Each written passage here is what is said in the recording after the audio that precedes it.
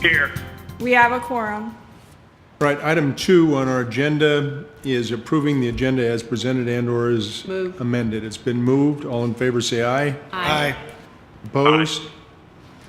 Item passes. Item 3 is approving the submittal of the Des Moines Municipal Housing Agency's 2017 Section 8 Management Assessment Program certification to the U.S. Department of Housing and Urban Development, Board Communication number 17-574. Anybody have any questions on this? There's no housing. There wasn't. Seeing none, could we have a motion? Move. Would you like us to vote on this? Or? All right. I'll ask everybody to please punch your buttons and vote on this particular item, please.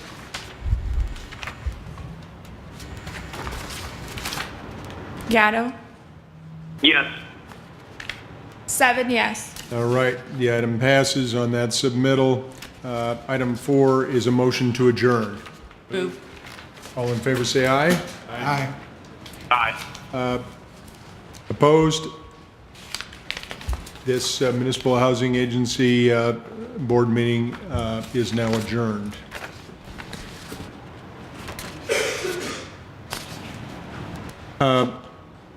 We will start our city council meeting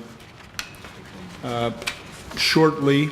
Our own council member, Bill Gray, is going to give us a quick message in a moment, but I'd like to quickly start by just kind of making a comment about who we are. And it's interesting as we think about this country and what a great country it is, and it's founded by a number of individuals who are at least descendants of immigrants. And all the work that they did to try to outline who we are and what this country ought to be and where we go from here.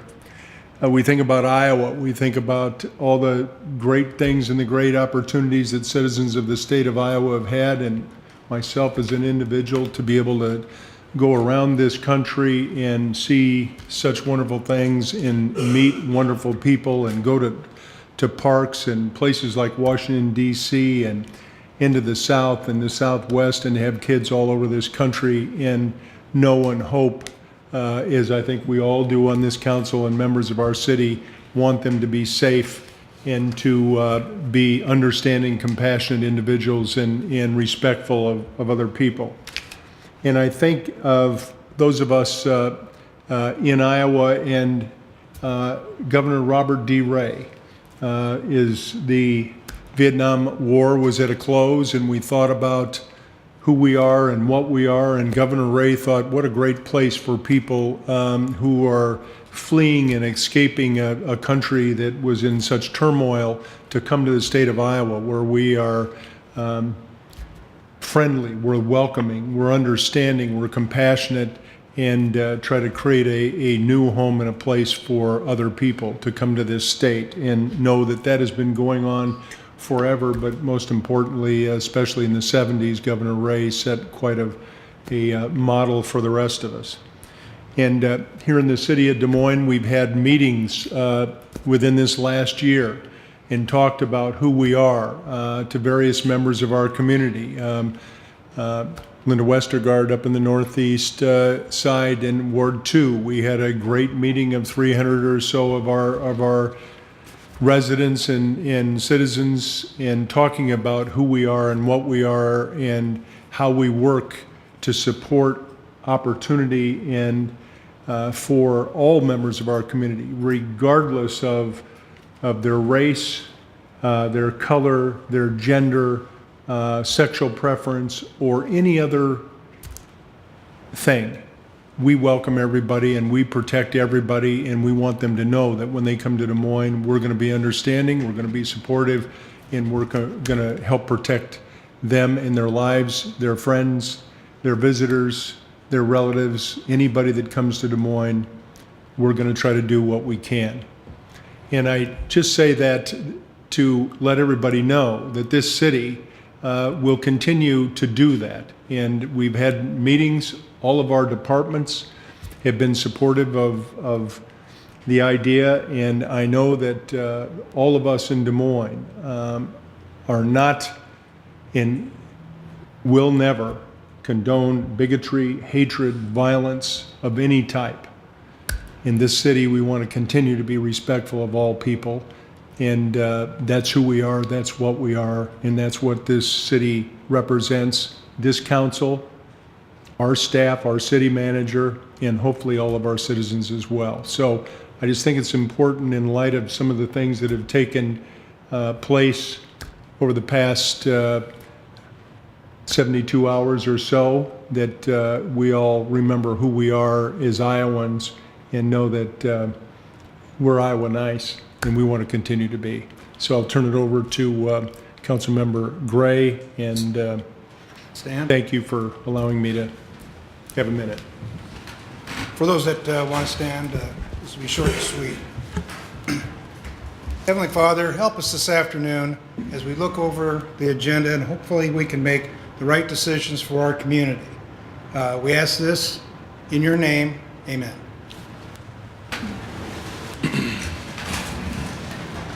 Would you be short and sweet?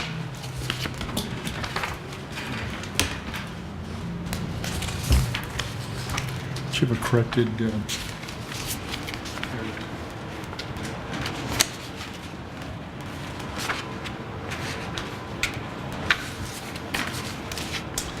All right, we'll go ahead and call our city council meeting to order for August 14th, and I'll ask the clerk to please take roll. County, Here. Coleman, Here. Moore, Here. Gray, Here. Westergaard. Here.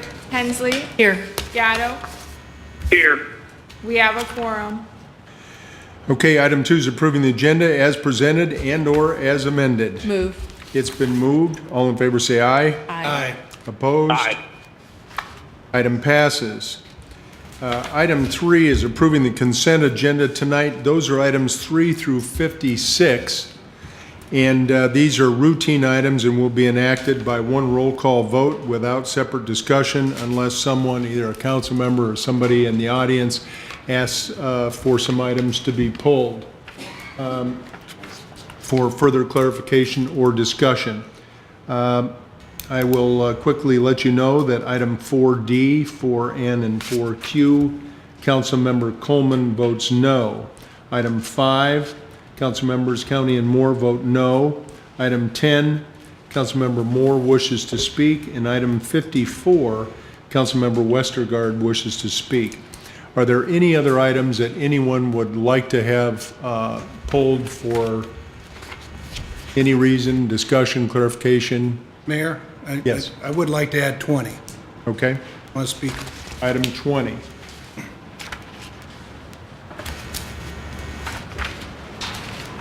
I'll move the balance.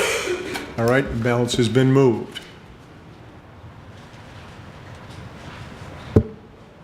Mr. Gatto? Yes. 7 yes. All right, that will take us directly to item 10. Item 10 is under public improvements. Item 10 is approving the professional services agreement with Walter P. Moore and Associates, Inc. for the 2018 parking garage structural repair design not to exceed $97,140. Council communication number 17-587. Councilmember Moore. Thank you, Mayor. I just want to make a statement that as far as I know, I'm not related to Walter P. Moore, so there is not a conflict, and I will move 10. All right. Any other discussion? Councilmember Gatto. Yes. 7 yes. Let's move now to item 20. Item 21 is boards and commissions, neighborhoods. Item 20 is the attendance reports for the various city boards and commissions from January 1 through June 30th, 2017. Councilmember Gray. Thank you, Mayor. This is always one of my favorite subjects, and I'm glad we have a 6-month review on it. I did see some improvement in a lot of the boards, but we're still short in some areas. And so I just want to emphasize that if we have members that we appoint to any of these boards, that this is an honor, a privilege, and a duty that we need to be here and be at these commissions to make decisions that's going to benefit our community. So I hope we all take a look at that, take a look at our appointees, and if we need to make some changes, now's the time to do it. Thank you. You want to move it? Move to item 20. Item 20's been moved. Councilmember Gatto? Yes.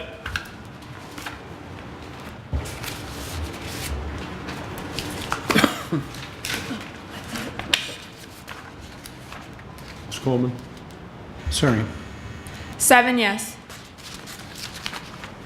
Item 54 is authorizing the finance director to draw checks on register for the weeks of August 14th to 21st, to draw checks for the bills of the Des Moines Municipal Housing Agency for the weeks of August 14th to 21st, 2017, and to draw checks for the biweekly payroll due on August 18th, 2017. Councilmember Westergaard. Thank you, Mayor. I just wanted to comment on this before I move it. In our packet, we are authorizing the Finance Department to draw checks, and we have an Engineering Department construction contract partial payment request. And one of the items on there is for the near West Side Sewer Separation Phase 1, which I understand is a city project, but with that contractor is S.J. Lewis Construction. Now, Skip and Joe and myself met with the WRA on this last Friday regarding our East Side Sewer project that we have taking place on East 22nd. And what is so frustrating to me is that we have two very long-time businesses, A.E. Dairy and the Latin King, and I received a call from Mr. Warren Anderson.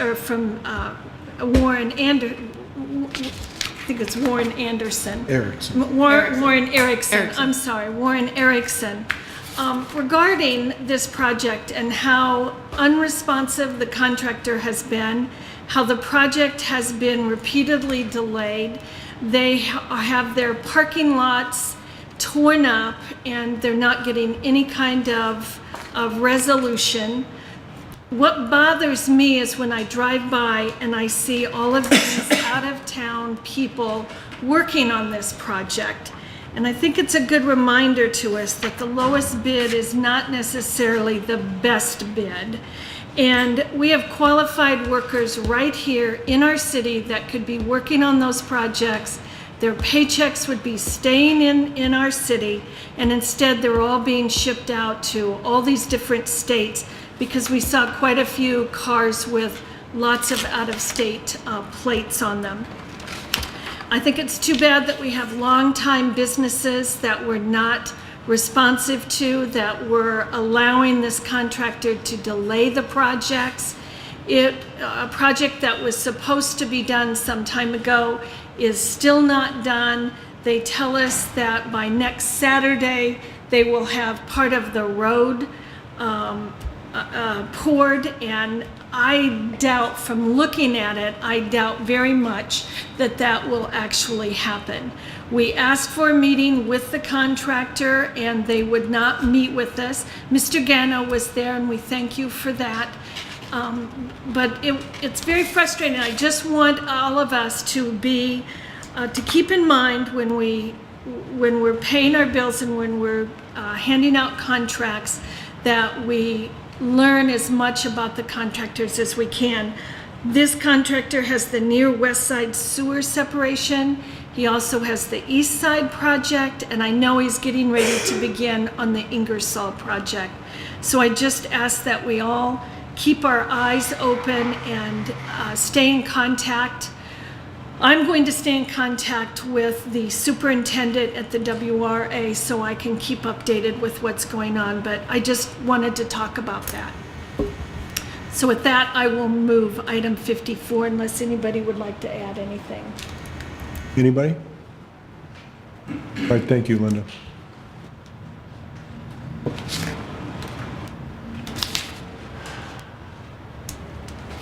Mr. Gatto? Mr. Mayor, I vote yes. Great comments by Councilmember Westergaard. We're going to need to take a good look at SK Lewis to make sure that they continue on doing the work that they're responsible to do. 7 yes. All right, that completes the consent agenda. It moves us to item 57. This one is a communication report from Sarah Boniface to speak regarding the Food Bank of Iowa and their work to address the issue of hunger.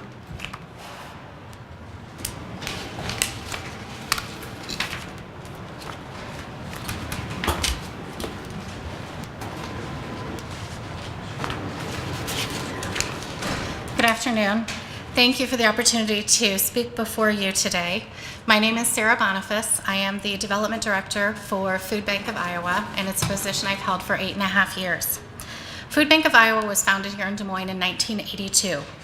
We're part of the Feeding America Network, which is the nation's largest food providing organization. We also work with 4 other food banks across our state to be sure that every Iowan is able to access the food resources that they need. Food Bank of Iowa serves 55 counties. We cover 30,000 square miles. We're responsible for the food security needs of our very smallest rural populations. We're also responsible for the food security needs of our largest metropolitan area right here in Des Moines. Our mission is to provide food for Iowa children, families, and seniors to lead full and active lives, strengthening the communities where they live. We do this through our own network of food providing nonprofit organizations and direct service programs.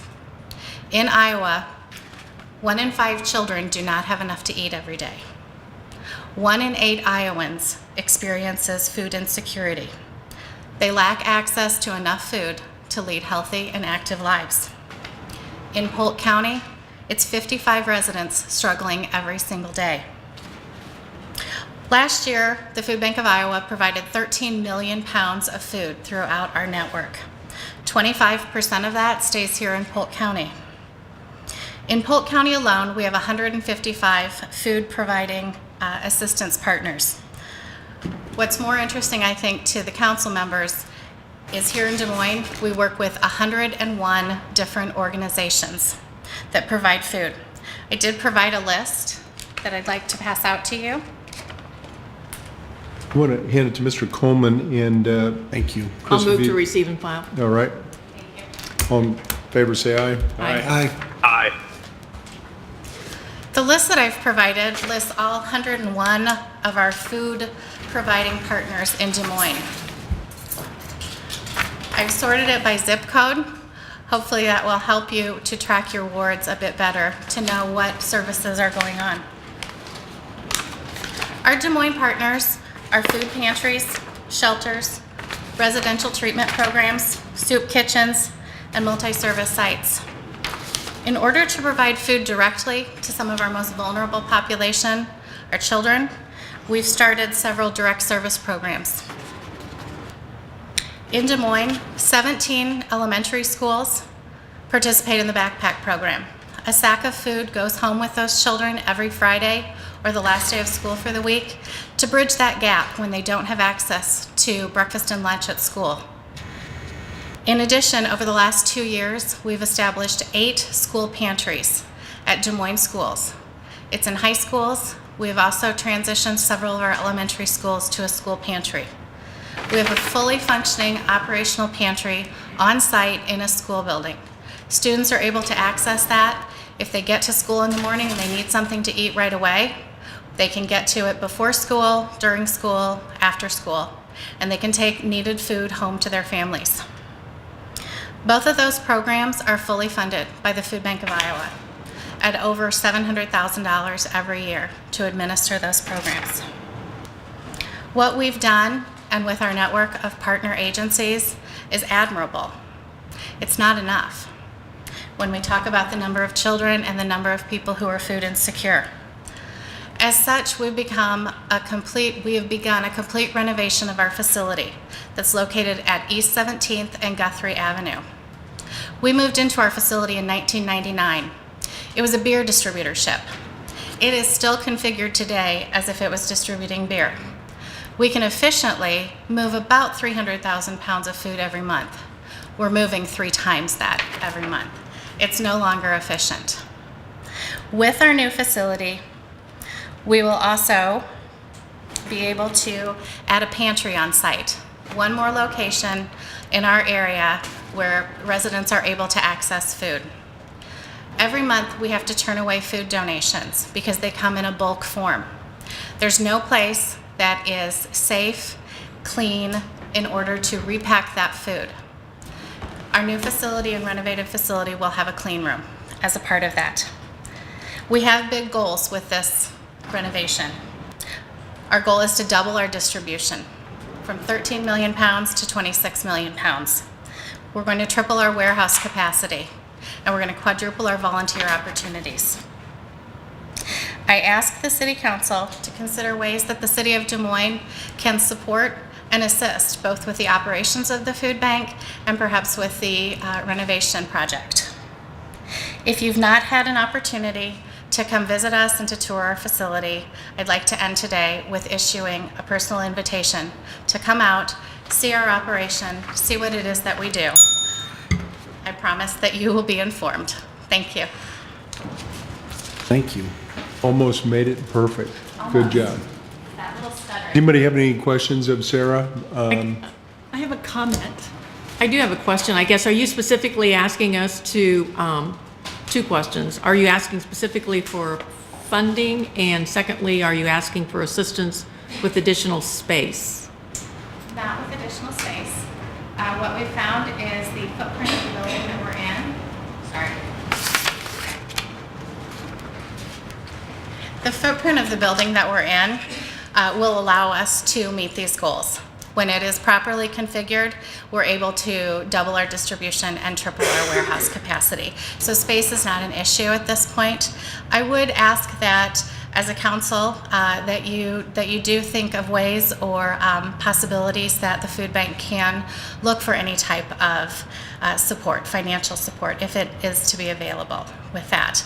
My ask of you, though, today is to simply come out and take a look at our facility and learn more about what it is that we do and really what the issue of hunger is in our community.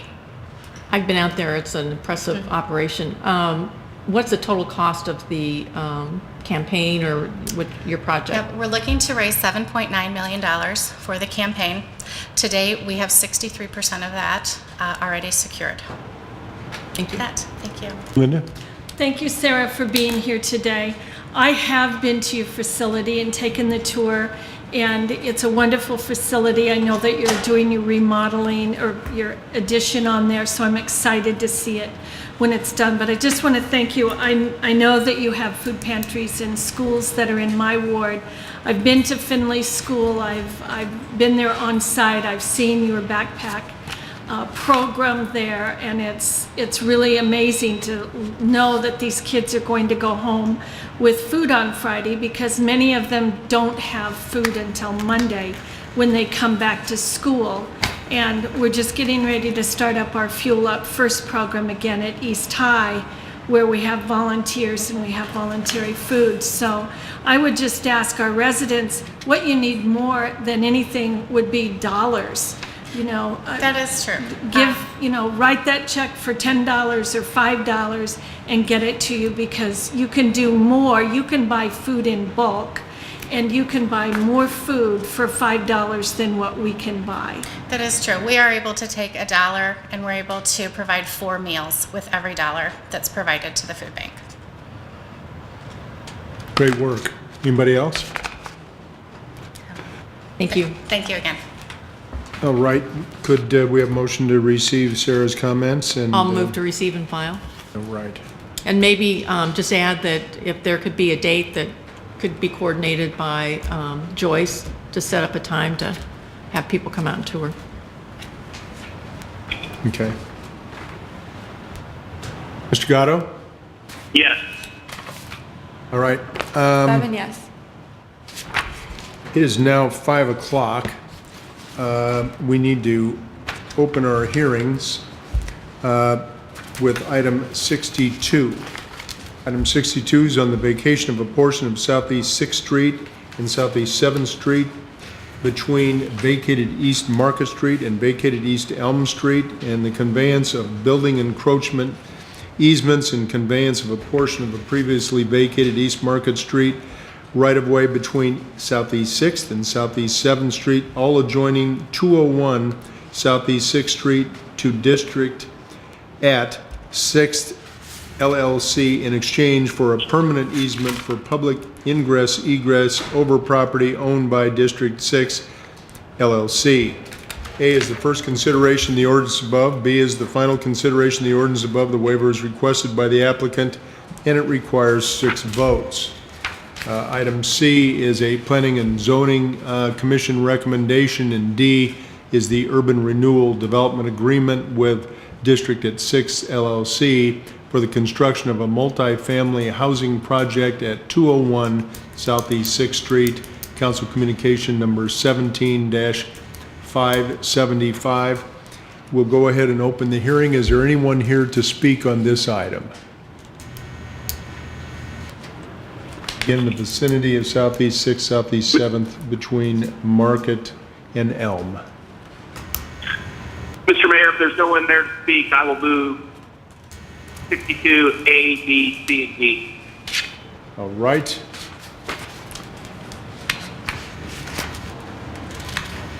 Any comments? All items been moved. Mr. Gatto? It's a great project. I'm glad that just another one that's going to the Market District. And you vote yes, right? I do vote yes. All right. 7 yes. Item 63, on the vacation conveyance of city alley right-of-way adjoining 1212 Hutton Street to Kathy S. Brown for $150. Council Communication number 17-599. A is the first consideration of the ordinance above, and B is the final consideration of the ordinance above. It again requires 6 votes. Is there anybody here? We'll open the hearing on 1212 Hutton Street, which is a vacation and conveyance. Anybody here to speak to this item? Seeing none, let's close the hearing. Is there a motion? I would make a motion to approve items 63, 63A, and B. All right. Item's been moved. Any discussion? Mr. Gatto? Yes. I vote yes, Mr. Mayor. All right. 7 yes. Katie will be happy.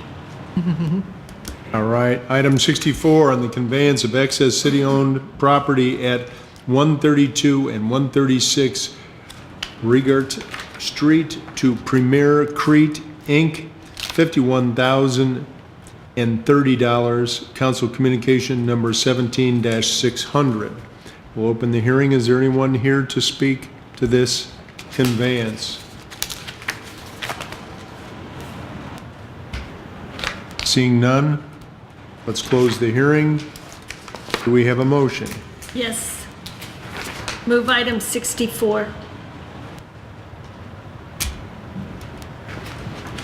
Mr. Gatto? Vote yes, Mr. Mayor. Thank 7 you. yes.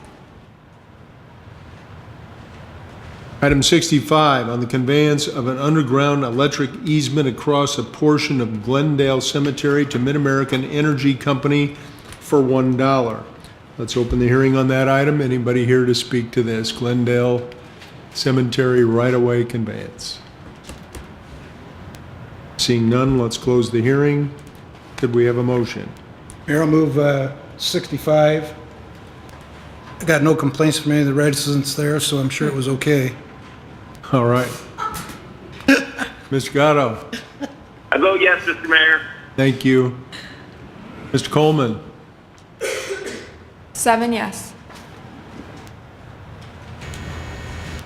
All right, item 66, items regarding request from ASA LLC doing business as Action Auto Body for property at 1501 Keosauqua Way and 1157 15th Street. A is to amend the existing plan DSM, creating our tomorrow future land use designation from low-density residential to industrial. B is a hearing to rezone the property at 1501 Keosauqua and 1157 15th Street from C2 General Retail and Highway-oriented Commercial to R3 Multiple Family Residential to Limited M1 Light Industrial. C is the first consideration of the ordinance above, and D is a final consideration of the ordinance above. The waiver is requested by the applicant and again requires 6 votes. We'll open the hearing and ask if there's anybody here to speak to this item 66 in the vicinity of 1501 Keosauqua.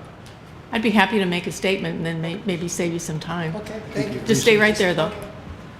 I had a chance to tour the business, and I apologize, I meant to stop there today, but he's got an excellent business there, very well maintained. He has a letter of support from the neighborhoods. It's passed through P&Z.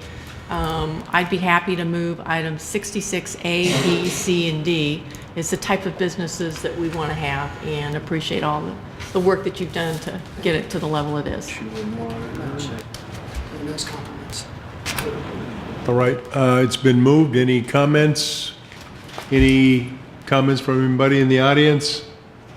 Seeing none, we'll go ahead and close the hearing, and the item has been moved. Make it easy for you. That was Mr. Gatto? Vote yes, Mr. Mayor. All right, thank you. I had You want to show us a picture? yeah, I just had a color picture I'd like to submit for your guys' file. I know last time they asked for Put it it. right on that. Yeah, right on the green.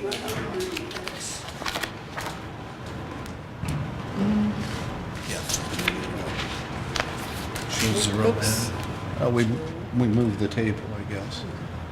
Somebody's.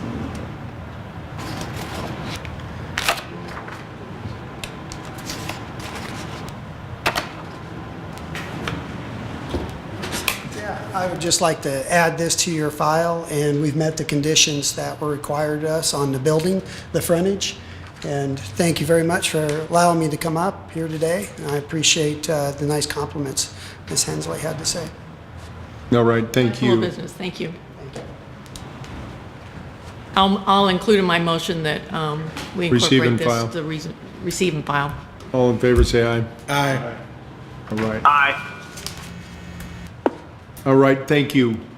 Let's move to item 67 on a request from Brian Johnson to rezone property located at 1916 Dean Avenue from R160 one-family low-density residential to limited M1 light industrial to allow the split zone property to be used legally for the owner's existing roofing contractor business and to continue to August 28th of 2017 at 5 p.m.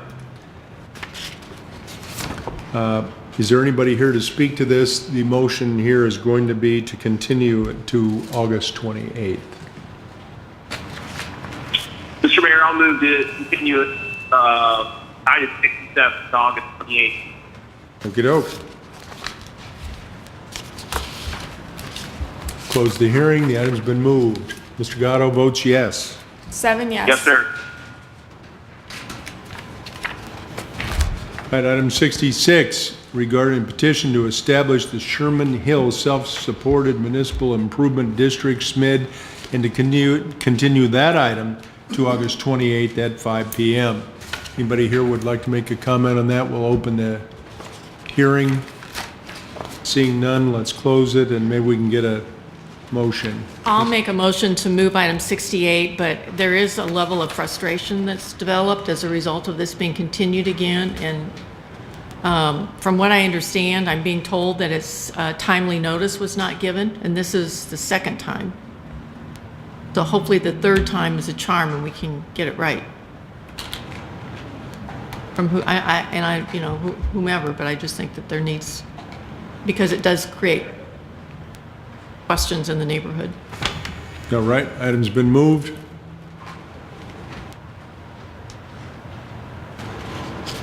Mr. Gatto? Vote yes, Mr. Mayor. All right, thank you. 7 yes. Item 69, on the proposed Second Amendment to the Urban Renewal Plan for the Fleur Drive Commercial Urban Renewal Area and adopting the amendment, Council Communication Number 17-580. We'll go ahead and open the hearing on this item. urban renewal plan for Fleur Drive Commercial. Anybody here to speak to this item? Seeing none, let's close the hearing. I'll move item 69. Mr. Gatto? Yes, Mr. Mayor. 7 yes. Item 70, on the designation of the trolley loop at 49th and University as a local landmark, council communication number 17-583. Open the hearing on this item. Anybody here to make comment on this item? You can come on up. Seeing none? No, I think we have somebody coming up. Okay.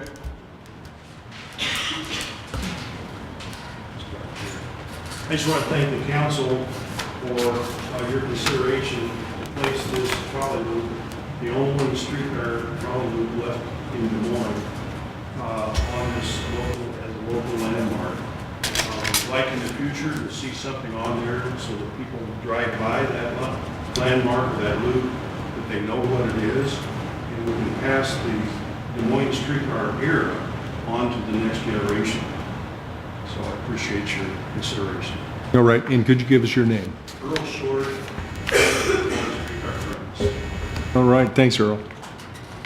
I'd be happy to move item 70 and also ask that, I know that they're wanting to pull together individuals, neighborhood representatives, and gets a little bit of assistance from staff. With that being right next to Waveland Golf Course, seems like Parks and Rec, maybe Ben Page, would be appropriate for them to have a meeting and start planning about next steps and what they would do. And you happen to have DART in the room tonight, and it seems like that would be a nice way for DART to be involved as well. So that would be my motion. All right.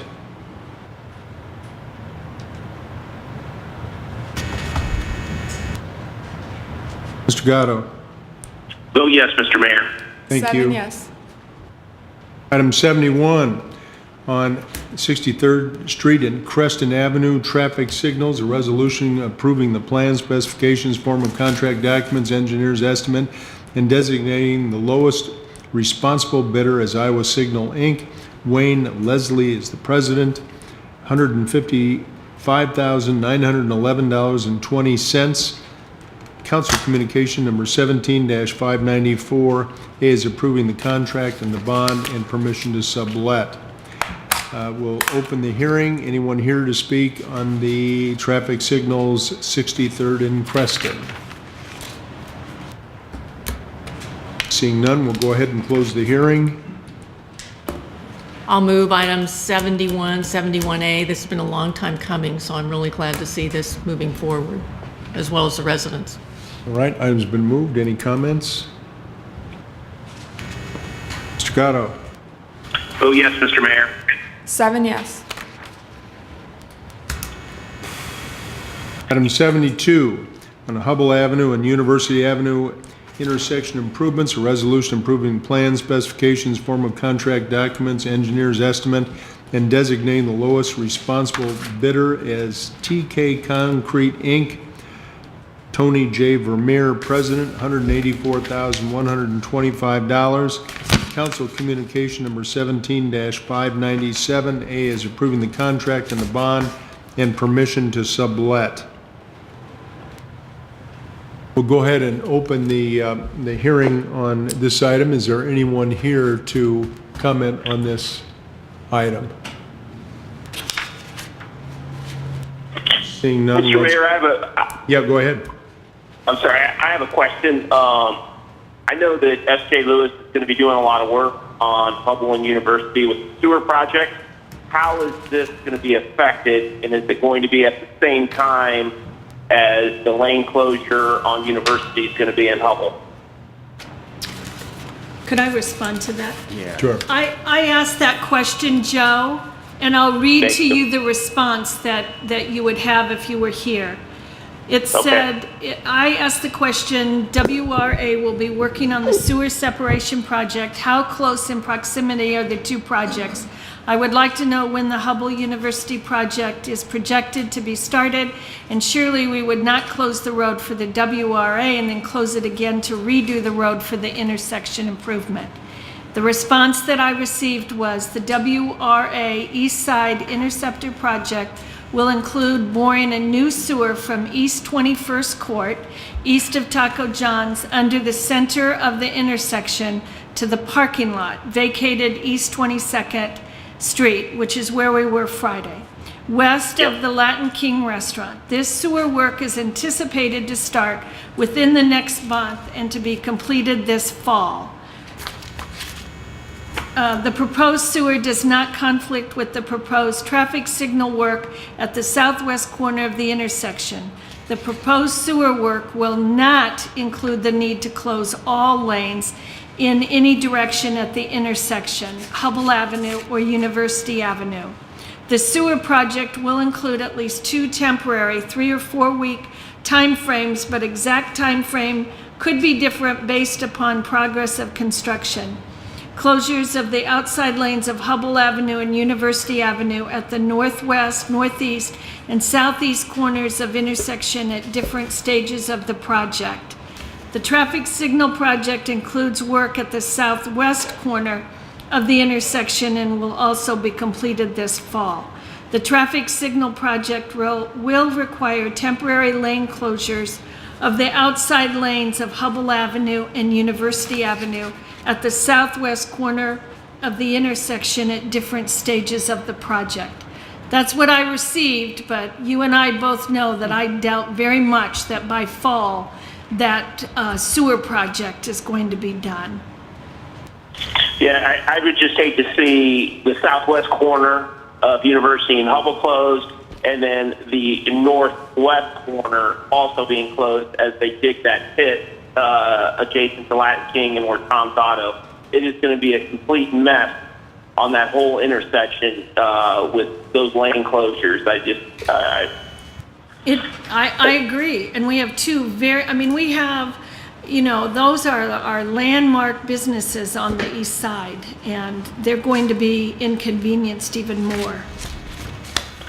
And to further the matter, I would put C&K Concrete in the same area as S.J. Lewis, and I'm just not comfortable with them as the lowest responsible bidder doing this work. So I will vote no for 72 and 72A when the motion is up. Okay.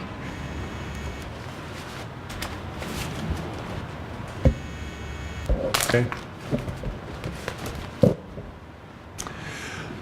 So we have an item on the table to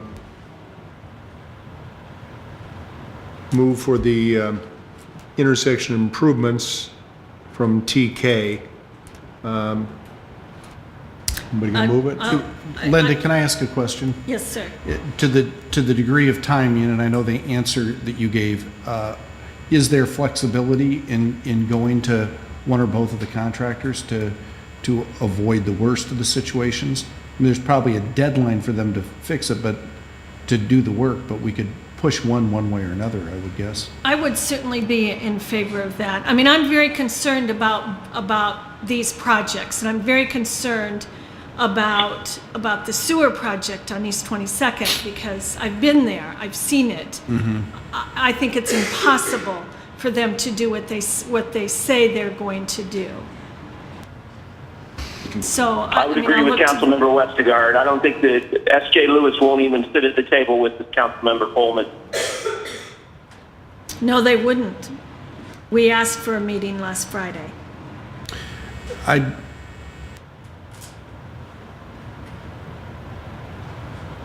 I'll look to the city manager. Scott, can we delay this and go back and take a look at it? I mean, I know that we have to do this project and we want the project. And we hear you clearly. The coordination needs to be there so that the least amount of interruption is possible. And so we do have the absolute possibility or the ability to coordinate between the WRA and our own city project. So we can have those conversations and make sure they're already in place, but we can add sensitivity to it and give you regular updates on what that status is. And when I read my letter and it says not all lanes will be closed, well, if we close 2 or 3 lanes, that still is a problem. I mean, it's But still unavoidable, that's. unavoidable. The timing I of get which, that. I understand you want that to not coincide, and so that message is well received. But I think we need to, if we could delay it, if that's possible, or if we could just table this until to the next meeting, until we had more information. I mean, at the meeting Friday, the contractor said, oh, by Saturday, he would have part of this road paved. And I don't think any of us at the table believed that. Now, maybe Mr. Gano would want to respond. I think maybe he left. Jonathan was at that meeting. Oh, go ahead. I'm sorry. I didn't interrupt. Linda. No, I'm done. The key. I don't feel that we're going to be able to get a solid answer out of SJ Lewis to start with. And some of the work that TK Concrete's done, I know that everyone doesn't agree with the type of work that they've done, and everyone thinks that they're a responsible bidder. But in my opinion, I don't think they're a responsible bidder, and I've watched some of the work that they've done, and I don't think that we're going to get a definite timeline out of them also. So that is my reason for voting no. I think we have 2 of the lowest responsible bidders that we can get for projects on this street, and I think our citizens will suffer because we have to do that according to state law, and I understand that. It's not the city's fault. It's not our city manager or us as a council. It's the state law. But there's going to be some major disruptions in that street, and I'm not sure how to correct that, because I don't think either one of these contractors you're going to get a definite answer out of for a timeline. So I guess the best I can offer is that we need to designate them as the lowest bidder so that we can talk to them about what the schedule would be, so that the coordination can take place. Excuse me, Mr. Manager, is there any repercussions or anything in the contract once they give us the timeline? Is there conditions then when they don't meet the timeline? Is there going to be a penalty in there for them? There would not be a penalty. Let legal respond to that. But there would be dates with expectations and a timeline. But that's where we're at with SJ Lewis, and there's no repercussion. They can just leave the street tore up for 60 days past the time when they said they were going to have it completed. To remedy, yes, there are remedy clauses. But there's nothing that we can hold them responsible in any way for it. Well, I think the distinction that everybody has to understand is the contract will have a liquidated damages provision in it that will have a set parameter, set boundary for how long they have to get the project done. The problem is if they give you a verbal agreement that says, well, gee, we think we can get it done by September 30th, but the contract says October 15th, they get till October 15th. So you're absolutely right, Councilman Brigado, that there is no repercussion if they give you a different verbal agreement. But there are liquidated damages available, not a penalty. That's not prohibited, and that's not permitted under Iowa law. But there are liquidated damages if they breach the contract deadline. And Mr. Attorney, and I appreciate that, penalty was probably the wrong word to be used, but there is a timeline set. It is not a verbal timeline, and SJ Lewis has totally gone past that, and we've sent them letters, the WRA has, and they're still being awarded bids in other parts of the city where we're going to be affected by them in not a very good way. And I'll be happy to check into the whatever the contract situation is with them and whether or not the liquidated damages are available, and make a report confidential back to council. Well, and for item 72, I mean, I understand we have to get this done, but I don't know, and I think today what we're just approving the plan specifications and to award the contract. and then we can go back and talk to them. We couldn't even put any dates in there unless the two were gonna coordinate together, because I think S.J. Lewis is so far behind, I don't think we have any idea when they're going to be in that intersection. They're still working up on East 22nd. We've got residents that haven't even been able to get into their driveways for months. We have AE Dairy, like you stated earlier, that cannot get into their parking lot. Yeah. That was supposed to be done 45 days ago and still not complete. And there's nothing that we can do about it other than write them letters, and that's all that we can do.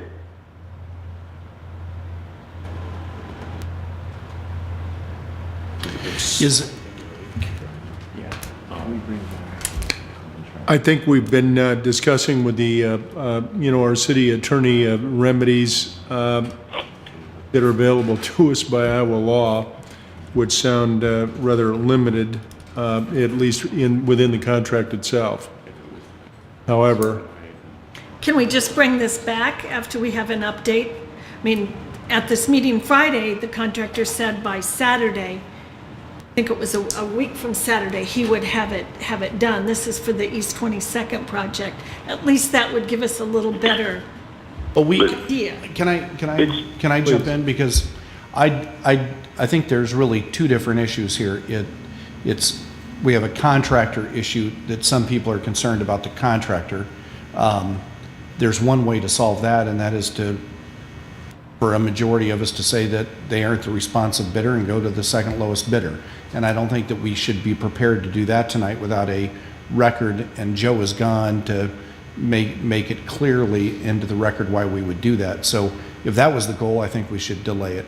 Second off, also to that, we've been getting periodic updates from engineering as to how they're doing on their contracts.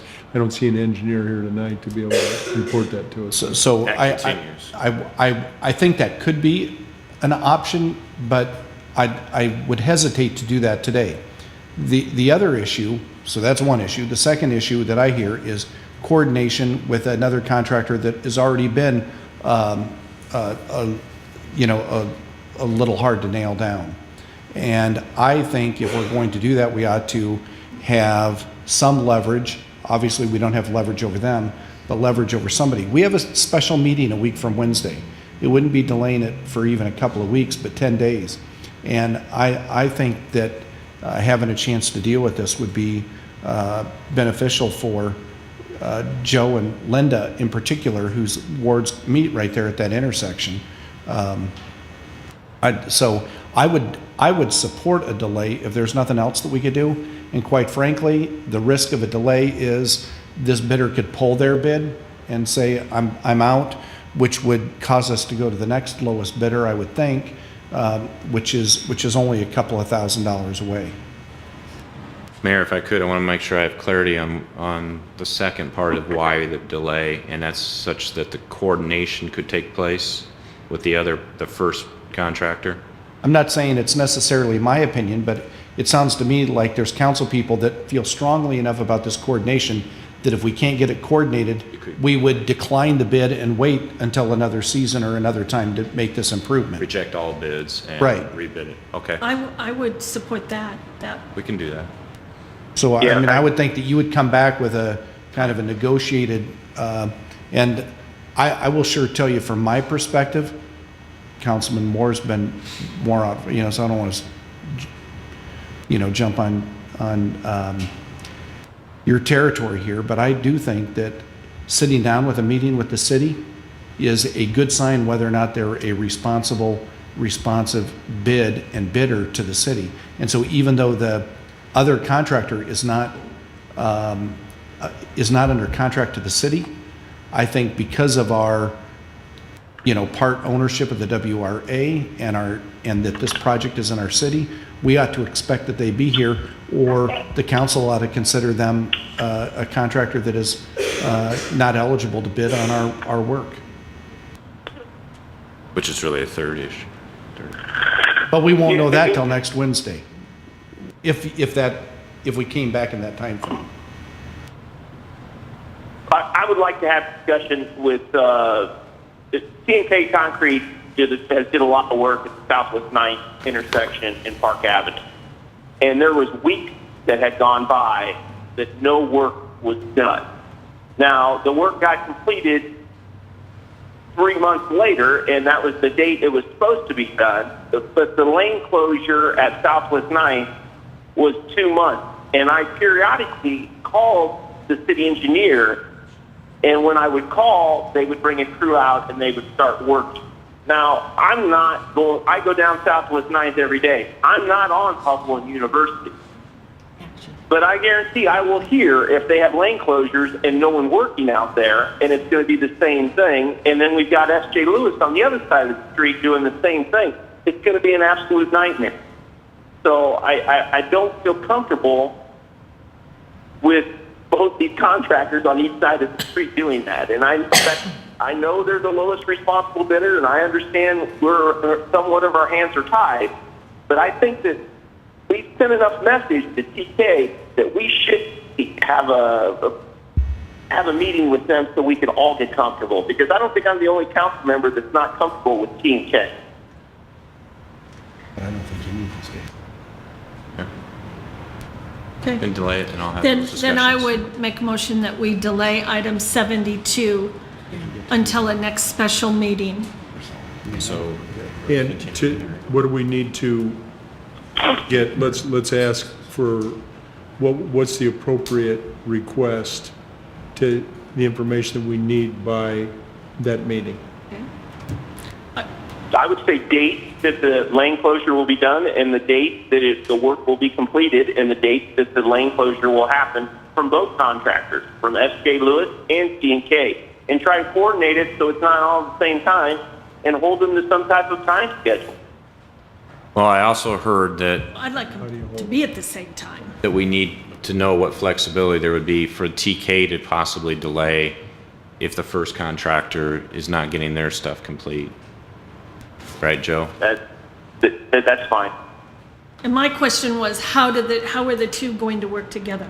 How are the two projects going to be coordinated? I don't want to see this road closed for the next year.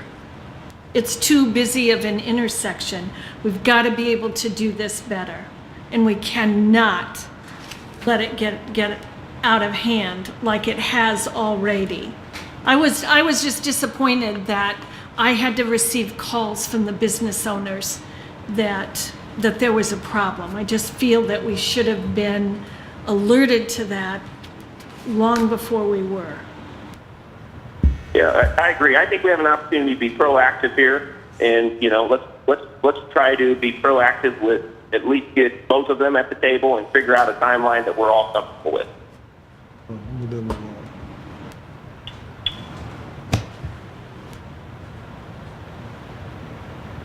Okay. All right. So we have a motion, I We have a think. motion. And that's to delay till the special meeting next Yes. Wednesday and get as much information as we can and see how comfortable we are. Hate to ask you, Joe, you'll be back then? Yeah, I'll be back by next Wednesday. Yeah, Okay, and we good. will be able to have a meeting. All right, good. I would support that. I would vote yes to continue it until then. 7 yes. Okay.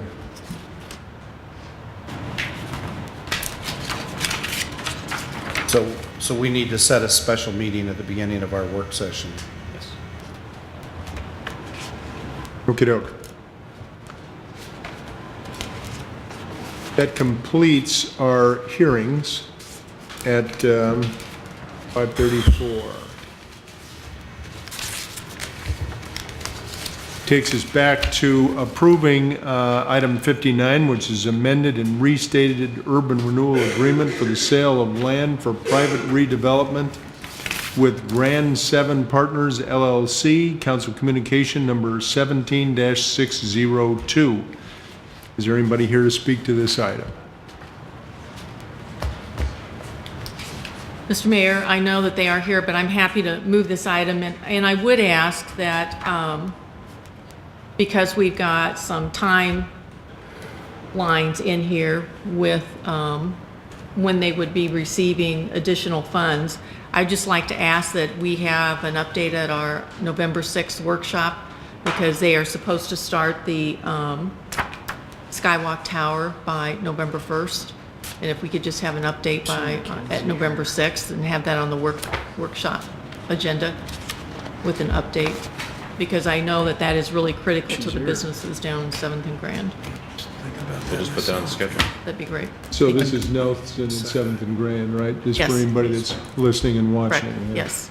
I would say from a financial end, and I happen to be part of one discussion about it, I'm sure there were many, but I do think the flexibility to get a project done down there that the city is showing is being met with some sacrifices of the developer as well, in terms of timing of the incentives and delaying it, some clawback provisions that we have. And what's most important is that the property comes back to us free and clear if the project can't be done. And there's been a lot made of having the new parking garage and the principal complex tied to the Skywalk system.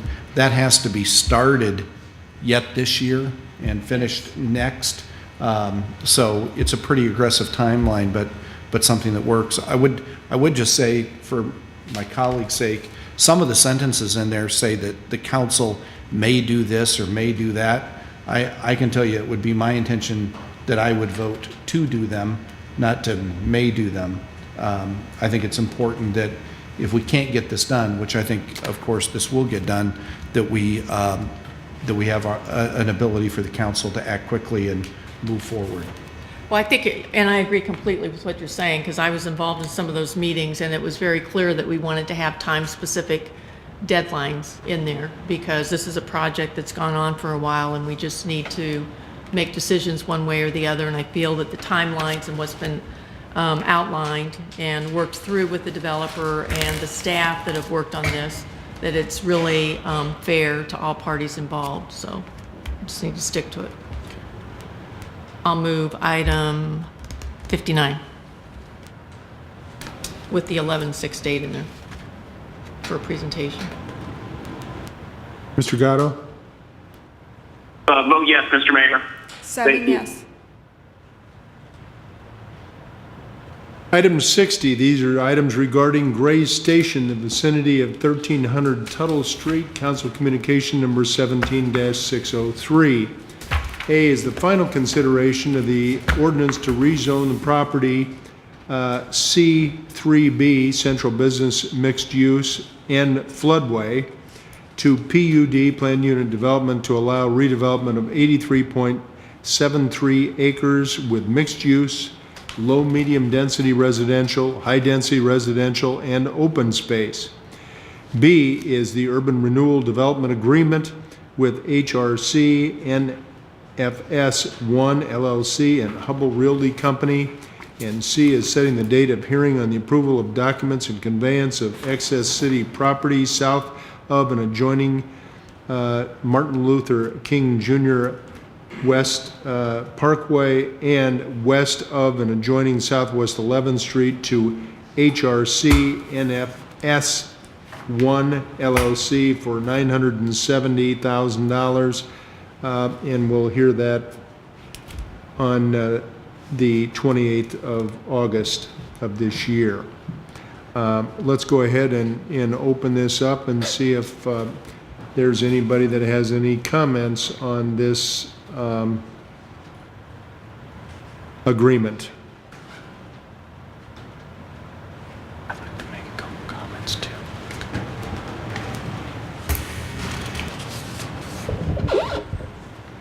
Mr. Mayor, council members, Dan Cornelison, Senior Vice President, Development, Hubble Realty Company.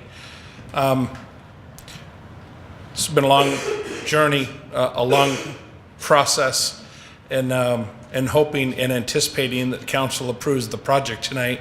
We just want to publicly acknowledge really the tremendous effort, weekends, nights, phone calls, lots of creative and hard work by staff, by the council members, including City Manager Scott Sanders, Matt Anderson, Rita, Aaron, Tom Fisher, Roger Brown, Phil Delafield in planning, engineering, traffic, the list goes on and on. This company's been doing business in Des Moines for over 160 years, and part of our mission is to enrich the communities in which we live. So we are just thankful and pleased to have the opportunity to do that at this community, and we're really looking forward to it. Thank you. All right.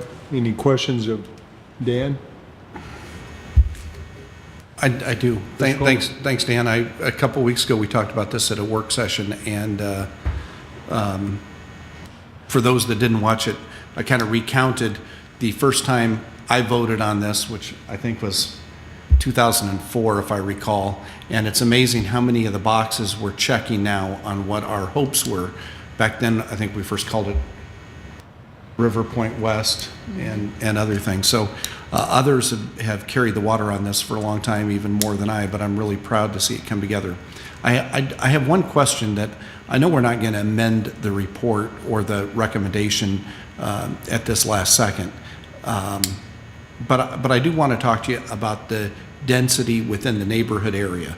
And we've had a lot of conversations about 1 story, 2 story, 2+ stories, either the 2.5 story or 3 or more.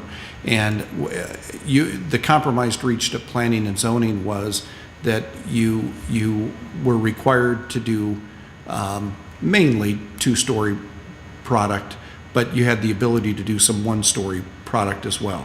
That is correct. Yeah. Those are all minimum standards. Are you, as you go through and prepare design and thinking about the neighborhood as a whole, not just individual units, are you going to test and look at and try and market any taller, more dense buildings in there? And I'm not necessarily talking about the row house 3-story walk-ups. We've had conversations about that. It's probably a product I would never buy, sorry. But there are other options for the ways that we could do some taller buildings, floor by floor units stacked on top of one another, other options. Have you closed the door on that, or can we have ongoing conversations about how the city might help you test for that market? Well, of course, we've got different zones throughout this development that range from minimum of 3 stories, minimum of 4 or 5 stories, minimum of 8 stories. And as this really begins to develop and the market comes to us, we will build and create and drive towards the best tax base, the best product that we can, the product that sells with velocity to really move through this. And I'm sure that we'll be back with Scott and Matt and others.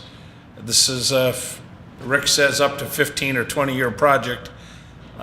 I'm hoping it's 10 years, but I'm sure however long it is, we'll be back and we'll be looking at the development agreement again, and we'll test it and turn it and twist it every way we can. I just recognize that we've kind of established the floor on what we could expect, but there is it doesn't prevent you from doing other things and considering other things. And yes, those are minimum standards. Right. And I want to make sure that we agree on that, and that we'll continue to look at options, because I think especially as you get 2, 4, 6 years into this, the demand will be a lot higher, and you're going to want to create more homes in that area than what a 1 and 2 story home might allow for. I was just sharing that with Rachel Flint earlier this evening. Yeah. They're hoping that anyway. So thank you very much. Any other, Mrs. Hensley? I just want to echo some of the comments that Dan's made, because this has been a project that has probably gone through more departments and boards and reviews than any other project, as you can well attest to. But it's a project that will have such significant impact on the downtown area, and the upfront costs are so ungodly high because of it being a brownfield and everything else. And I know that we've been trying to be sensitive to that from a city's perspective, and providing the incentive package that will, help alleviate, I wouldn't say alleviate it, but help the process go forward. And I know that when Councilmember Coleman and I met with you and there was concern about the pedestrian bridge, Hubble stepped in and said that they would take on responsibility for that. So I think it's really been a give and a take, somewhat stressful at times, but I do feel like we're in a good position right now with what we have coming forward. So I'm happy to move items 60, 60A, B, and C. All right, I think we've got some more people, and Dan, as long as you're up here, the item has been moved. Dan, I've got to ask you back about the pedestrian bridge for a second. The pedestrian bridge, I understand maybe you've done some engineering We have. work on that. And in terms of the, any adverse impact to the north side in the Gray Station vicinity, impact to that levee, you've researched under flood conditions how that would affect that, is that correct? Well, of course, Mr. Mayor, we're working with the DNR and the Corps and engineers from the city. And the most recent report that I'd seen was that the design that we had would increase the elevation of the river by 1/100th of a foot, and they're working to get that out, so it has no impact.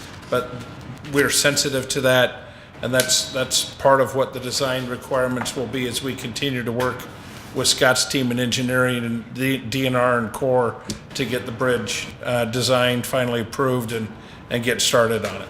Okay, so what about the south side of the Raccoon River? We've had a number of concerns, and we've invested a lot of money in trying to not let it become an oxbow again. There are certain areas where the river is sort of eating away at the south edge of the Raccoon River's divide between the Raccoon and the Grays Lake.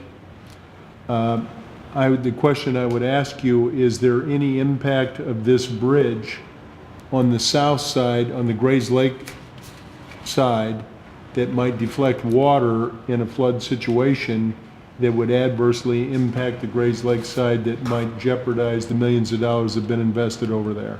So, Or has that been done, that study? well, Mr. Mayor, I'm not an engineer, but I believe we would all agree that the DNR and the Corps is not going to allow us to put a design in place that would have a negative impact, and especially if that's the area where the renovation is going on. Okay, I would guess by your answer that you don't know the answer to that, and it hasn't been tested. I don't know that it has been tested or not. I don't know that for certain. But you have my commitment that when we go back and are doing the work, that will be one of the issues that we put on the table. Okay. I am, and I look at staff, I guess, for a minute and wonder, does this development come back before this council at any point, or does it just get staff review from here on? Matt, I think it says in there that it would be coming back at different times throughout the process. there are phases, so the actual development of the buildings and whatnot will need to come back through. Are there other elements that would, Yeah, so stormwater? both of your retention? primary boards involved in this, P&Z and Urban Design Review Board, will see the project multiple times throughout the next 10 or 12 or 15 years as different components of it come through. The project, per the PUD, is technically broken up into 3 phases, but within those phases, there are phases within the phases. And so as different elements of the project, as Dan mentioned, the different actual physical dwelling units, the 1-story, 2-story, 3-story, on up to 8+ story, each one of those components, as the developer picks architectural styles and materials and exact densities, will come forward in those phases to for board and commission review, and then recommendation on to you for ultimate approval. So you'll get tired of this project as they keep going through the phases. It's going to keep coming back. The bridge will go through the engineering department. The bridge will go through Park and Rec, Urban Design Review Board, and then we'll come back to you as a final recommendation on the design of the bridge. So you're going to see, you have multiple opportunities to work with us and to work with Hubble and their design team and their engineering team on the project. We've been at this for 16 years. If we were going to get tired, it would have happened a long time ago. Okay, so I've got another question for Dan. Yes. So Dan, I think that you and I have talked about this development on a number of occasions, as I have with some of your other partners that I see sitting in the audience out here. I had the honor, I guess, of serving as the River Point West president from 1991 to about 1995. And during that time, we had a flood situation. And I noticed that part of this land here is we are apparently rezoning from floodway to a PUD. And I'm wondering, having subsequent to that experience, being appointed to a congressional task force to look at resilient use of some floodway property and how we build on that, and then on a subsequent, after that, White House task force looking at a similar thing, and because of our experience here in Des Moines and I guess is why I was asked to serve, I guess I'm asking you to explain to me, we're rezoning a floodway, and let's hope it never floods. But I, as the president of that association, saw some of these buildings 10, 12, 14 feet underwater in the area that you're talking about building. And I'm a little concerned, how are you addressing resilient development and building on that site to accommodate the future maybe 1,000+ landowners? Are they going to be able to walk away and resiliently hose out and recover their properties after sitting in water for 2 weeks? Not that it's ever going to happen, but I think that given the zoning, and not much has happened on the levee between 1993 and now, at least Raccoon River levee, how are we addressing that? Mr. Mayor, so with all due respect, the portion that's being rezoned floodway is connected with the massive stormwater detention area that we are rebuilding, reconfiguring, really to be a state-of-the-art stormwater detention area, that the water that goes in will come out cleaner than what it went in to the river. This area is, like a lot of downtown Des Moines, is in Zone X. So it's in those FEMA areas that flood insurance is not required.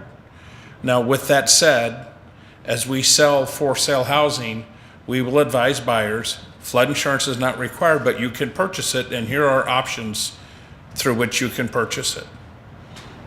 And on the southernmost portion of the development, we have our tall, that's where the 8-story minimum product with parking underneath, and that will be concrete. And that's down by the stormwater detention area. And that's consistent with conversations that we've had with you. Okay, well, I still am a little worried because I know that our particular location, which was at 5th and Market, was considerably higher than all that area down there, and we were sitting in 6-8 feet of water. So I'm concerned for the future owners of the property, how we explain to them what our resilience looks like. It sounds like you're saying it's insurance. Well, and the levees and the pump houses and continued work that as a community gets done on resiliency and the levees. So and that's why I present it, because that, at least from my point, this is about resiliency, this conversation right that I'm having with you. So anybody else? Yeah, Skip. Dan, I'm sorry if I missed it, but could you give me the percentage of this project that's projected to be low income? Well, there is not a percentage per se that is projected to be low income, but we have a commitment in the development agreement that it is our intent to, as we design and how we build units and the different types of units that we build, we will focus on affordable housing in many parts of the development. What's your description of affordable? Of affordable. So at this point, after long discussions with staff, we did not tie to any income median, to any particular income level. We hope to be able to have units that folks that are working people in Des Moines can live in, can live, work, and play in the development. Thank you. Anybody else? Anything? All right. Looks like we have another gentleman behind you. Thanks, Dan. Mayor, members of the council, Dan Manning, 317 6th Avenue. I'm City of Des Moines. I'm here tonight representing Grays Lake Park and Meredith Trail Advisory Committee. Meredith Frazier couldn't be here tonight, but she contacted me, asked me to be here tonight to raise a concern about one aspect of this project, and that's the pedestrian bridge. We're not standing here, and I would not want anyone to believe, certainly don't want Hubble or this council to believe that the committee is opposed to the rezoning of the property, but they have specific concerns about the bridge, really two: safety and congestion. And the question that she asked that I make sure that we presented to the council tonight was the concern. There's, for example, the removal of the railroad bridge because of erosion and flooding, concerns about that previously years ago, but has there been analysis as to any sort of bridge, this proposed bridge, erosion, those kinds of concerns, will that be addressed? That's a concern that they have. Congestion. With the numbers of the projected numbers of the development over the number of years, has there been any analysis as to whether the park itself could handle the numbers of people that would be utilizing the facility? Their concern is that I think they raised, there was a letter that they submitted to you as a counselor back in February. And there was a response to that letter, but they haven't heard a lot more since that response. And here we are this evening, ready to have this matter approved. I think they would kind of reiterate what's been said by the council as well. This seems like an exciting development, something that they're supportive of, but their major concern and their commitment is to Grays Lake Park and Meredith Trail. And they wanted me to make sure that the council understood their concerns and really asked the council how can they play a role in the analysis, placement of the bridge, whether the bridge ultimately is necessary, those sorts of things. We want to make sure that they make it clear that they want to be a part of that conversation. Christine? I appreciate your comments and you being here, Dan. I guess I'm a little bit taken back. We've had a number of public meetings and discussions on this item. I mean, this project has gotten more press, so for us to be taking final action tonight and having you come here and make these comments on their behalf is a little disappointing, in all honesty. I'm very much aware of the concerns. It's been brought to our attention before, but I feel confident that all the parties are going to work to do what's in the best interest of the city and the park. I mean, I was an integral part of that Grays Lake Park coming forward, and we were hoping that it would really be a catalyst, and it's been hugely successful. I think as much can be said for Grays Lake participants coming over through the project, just the opposite. I mean, if I were them, I would be sitting there thinking, my God, that has 1 million people a year going through the park. Am I going to have 1 million people coming over through the project? So the beauty of the park is we want it to draw people. That's the best problem we could have. The role that they play is, in all honesty, I don't want them to have veto power on a project that is really very, very significant for the city. I can sit here and say, though, that I can assure them that they'll be involved in the process, but as to how best to do it and move forward, but not to have veto power. Yeah, I would agree. I don't think they're looking for veto power. I think they want to make sure that they're And I part would of just the remind process. everybody that the master plan that was approved by Grays Lake had a bridge. It was approved by the donor committee, it was approved by Parks and Rec, it has been accepted and approved by the city council. And for that to come up as an issue right now is a little bit problematic for me. So, my 2 cents worth. No, I appreciate what you're saying. When I saw the agenda item that this was the final reading, I understood that we were deep in the process. So, thank you. Okay. Any other questions? I Linda? just have one comment, aside from your comments. When you talk about affordable housing, I just want to make sure that for the audience that there is a statement here in the blue letter regarding affordable units by Hubble, and it talks about the developer's intent has been to ensure that neighborhood design will be thoughtful and deliberate, incorporating product types such as granny flats, studio units, and urban single-family homes attached to products that will meet a variety of needs and incomes.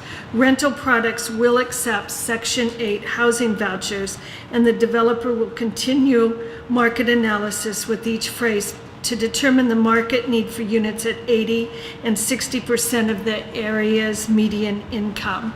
And then city staff added the developer is an experienced builder and owner of affordable housing units and long-term management of restricted units. So I just wanted everybody to be comfortable that there have been conversations and that they are working to make sure that we have affordable units in the project. It was well addressed in the blue letter. Yep. All right, are there any other thoughts or questions? Anybody in the audience? All right, Mr. Manager.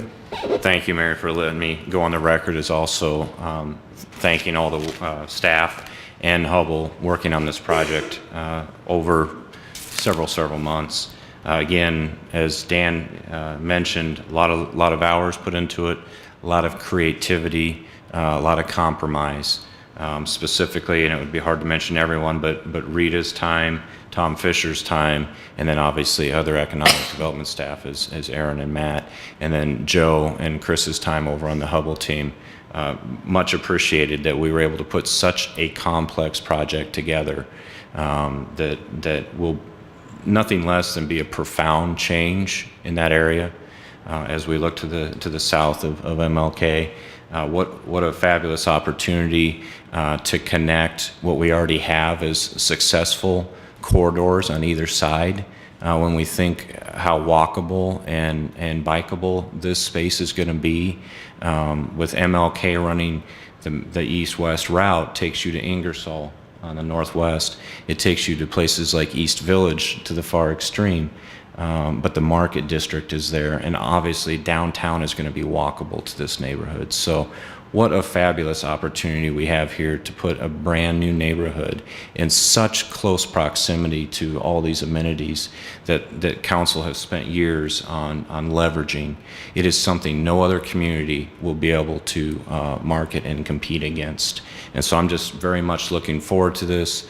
I think the economics make very good sense from a conservative standpoint, let alone what we all anticipate. So I appreciate the comments about being able to go bigger because it's in both of our interests. And that was part of the same theme throughout our discussions with Hubble, is that we both are incentivized to build density. So that will remain the topic as we go through the phases. Again, I'm very appreciative. 1,100 units was the bare minimum. I could easily see this ending up being 1,500 to 1,600 units, which is so much larger than other communities as a whole. So what a fabulous opportunity we have in front of us, and I'm just really looking forward to getting it completed. Thank you. All right, I think we have voting in process. I would just like to conclude my thoughts and concerns. I think this is a fabulous idea. I think it's a creative idea. It's a use of some ground that has long stood in needing a use. I continue to hope that we can address the resiliency issue down there. And I'm thinking about not just for Hubble, but future owners, especially if there are for sale properties. And that we build in a sense that people 50 years from now, if there was some water, a little more than they would like to have, that they go down, clean it out, and move back in and feel really good about their investment. I still have sort of a couple of unanswered questions regarding the pedestrian bridge. And if somebody could give me some answers regarding the south side and potential effect or adverse effect on Grays Lake itself. It sounds like you've done some study on the north side as to whether it would restrict the water flow, and it sounds like 1/100th of an inch or something at some, I would guess, the 100-year flood level or something. Let's hope we don't see a 500-year one, and it might be a little different number. But for me, as we move forward on this, I would love to have answers to those questions. And Ms. Hensley, to your comment, I've been at almost every one of these meetings, unfortunately, since '93, talking about what ought to happen in this area. And I think it's an exciting idea, but I do continue to have some concerns. So that's all I'll say about that. All right. Mr. Gatto? I vote yes, Mr. Mayor. Echo a lot of the thoughts that were said. And again, thanks to our staff and our city manager and the Hubble team for getting this through. It's a pretty exciting time when you can develop 83 acres of land of mixed use. And I hope we do shoot for the 1,500, not the 1,100 units. All right. And look forward. I'm going to vote no on this. Not because the concept, I just don't have my questions answered. But I believe that a 6-1 moves it forward. 6 yes, 1 no. Let's keep working together on this. Item 61, it's on the execution and delivery of the substituted and restated 28E agreement of the Des Moines Regional Transit Authority, DART, Council Communication number 17-581. We'll go ahead and open it up. Is there anybody here that would like to say anything on this item? I do. You want to just go down the... You're up. You're up. There, a couple of things maybe, mainly just to have some background. It's my read of the 2080 proposal that there are some technical changes that are necessary. And I'm just wondering if somebody from DART can confirm the plan for dealing with those and give us a quick rationale for why we can't fix those first. I'll give you a couple of examples. I think there's just some technical errors in terms of whether or not people are appointed or elected, city council resolutions to appoint our member under the new governance when really the council has no say in it. There is a blank in there that the communities that have already passed it have approved a 2080 with a blank, which I guess I'd be quite embarrassed. There are things relative to transition from the current one to the next one. Elizabeth and I have talked about this for a couple of months. Paul, you were in a meeting last week about it. Can you talk to us about what is needed from your perspective, how it's going to be dealt with, and why we're not dealing with it when we know that we're passing a faulty and wrong document? Thank you, Councilman Coleman. My name is Paul Dre, I serve as legal counsel for DART, and thank you for having me here. In regard to that, I don't necessarily agree with the determination that it's a faulty or wrong document. I think There intends to be a blank in it, a blank date of effectiveness? I do think there's some issues in regard to the plan for moving forward, and I'll agree with that. And I've been working with legal counsel for Des Moines in regard to those issues. In regard to your first question, in regard to how are we planning to address those issues, we're working with the city of Des Moines, looking at those issues, and sort of will be addressing those in a future document. The history of this, I just want to go back because it answers sort of your second question as to why we're at this point with this document. This started with a task force of which members of all the communities were part of, and they sat through 5 meetings, and the task force was tasked with answering the governance issue. And that was really the issue that was before that task force. And that's what was asked in regard to how do we make changes in the agreement to get to a point where we can move this forward, knowing that there's potentially other issues. And I know one that's on the docket right now is in regard to some of the funding issues. But a lot of the communities and the thought of the task force was we needed to address the governance issue before we can really even address some of the other issues. And so that was the sort of the baseline. So listening to what the task force said, we tried to develop sort of the proposed changes that were part of that. They were put through the task force and then put through the DART Commission, and the DART Commission looked at those, listened to some of the other issues, and tried to address those. But did it address all the concerns that were in there? And I know working with Des Moines Legal, they had some concerns in regard to some of the issues you're talking about, some that were sort of remnants, some that were newly created as a result of us trying to just look at one issue versus trying to clean up the whole 2080 at this point. So that's sort of the basis and the foundation for why it occurred. Now, having looked at it and looking at some of the issues to try to correct and to formalize those, I mean, we're working with Des Moines and we'll be cleaning up those issues. And either the next resolution when the 2080 has to go back out, or if it doesn't have to go back out, we'd still go back out and have those done. Why the timing now? Because a lot of the other communities have already approved the current 2080, and so without, obviously if we make any changes, then we have to go back out and have everyone reapprove all those. The setting and sort of the task force timeline was so that this could be sort of coming into place in October, and so that's sort of the history, Councilman Coleman, in regard to how and why we got to where we are. If I could just add, Councilmember Coleman, I did have a conversation with our legal, and it's my intent when I make a motion and hopefully to approve the new 28E agreement that there would be a specific plan of action as to how we're going to address these problems that are currently in the existing document.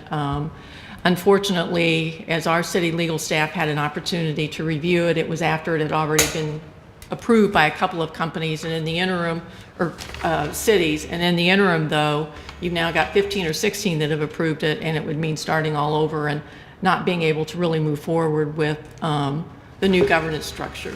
And I would be time specific that it's mine. I would guess that there might be the possibility, because of the funding that's going on, the funding process that's being reviewed and we're looking at right now, that may necessitate amending the 28E agreement again, which would be in the next probably 4 to 6 months. If that's not the case, then no later than 12/31 of 18 would be what I would include in the action. If the rest of the communities in Des Moines approves this, what percentage of the members of DART would have to vote to correct it?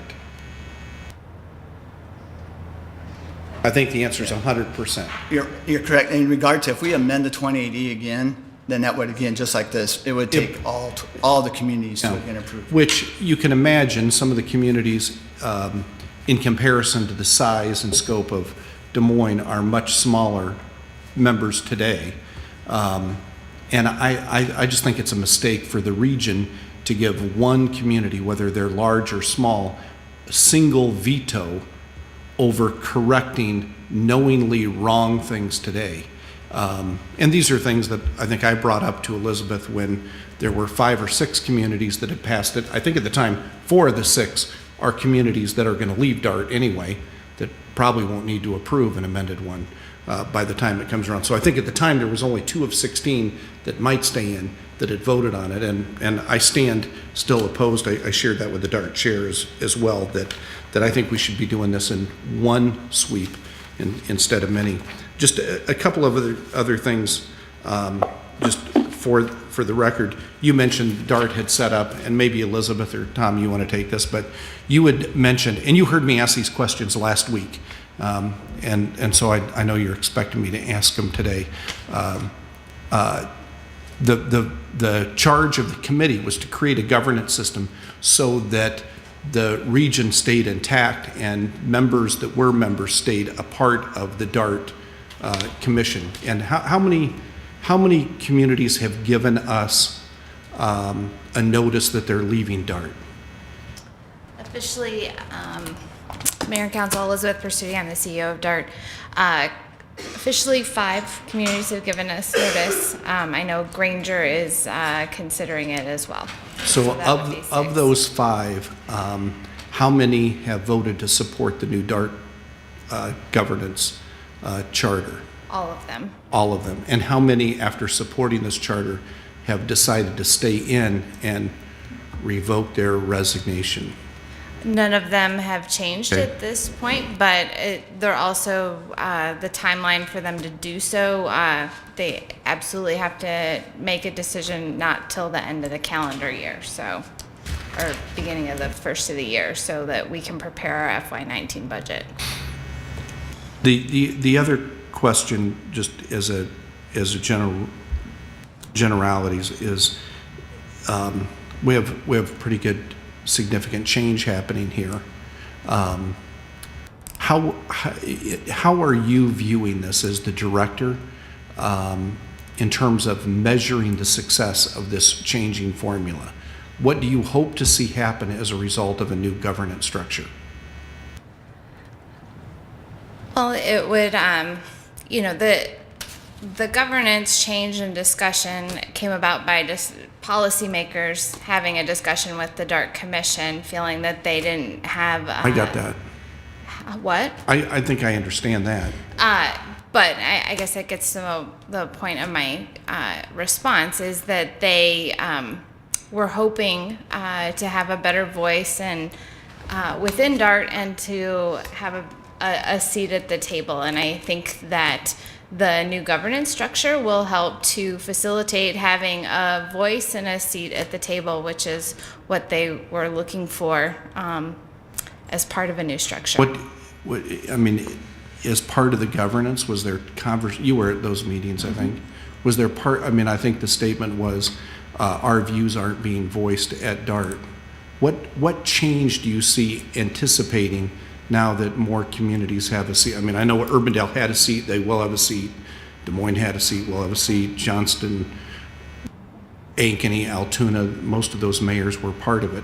How do you see it changing? Well, currently several commissioners represent multiple communities, and I think there has been a challenge at times with that representative being able to facilitate the communication back to those communities, as well as being able to how do they vote on an issue if 3 or 2 of the communities are for something and 1 is not. And so I think it created a little bit of conflict for them at times. I get that. Are you confident that this is going to create a stronger DART? I believe that those that the community, that those around the governance task force believe it will, and the commission does. So, and I am here to facilitate what the desires of the commission are. Okay, I'm sorry. Chair, Mr. Mayor, I have a question. Chair Tom Gaiman, DART. Chris, I can appreciate all your questions, But why weren't all these questions asked when the governance council came together? Can you answer that? Well, I can tell you for me, I know that DART consultants reached out to 37 or 57 Right. leaders. I wasn't one of them. Right. Well, the point is we're here and we've made our tours to all the other communities and we've had 5-0 votes across the board. I know that our legal department has partnered with the city's legal department.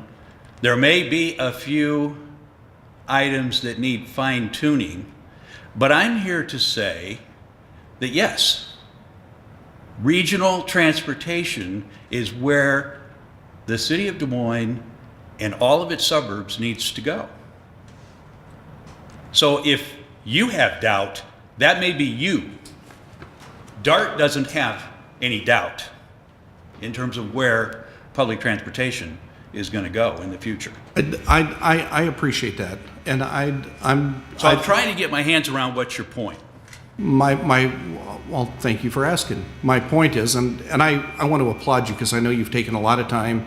This is on top of a job. You reached out to me to make sure. And we had a great conversation. A great conversation. So all I'm here to ask is, what's your point?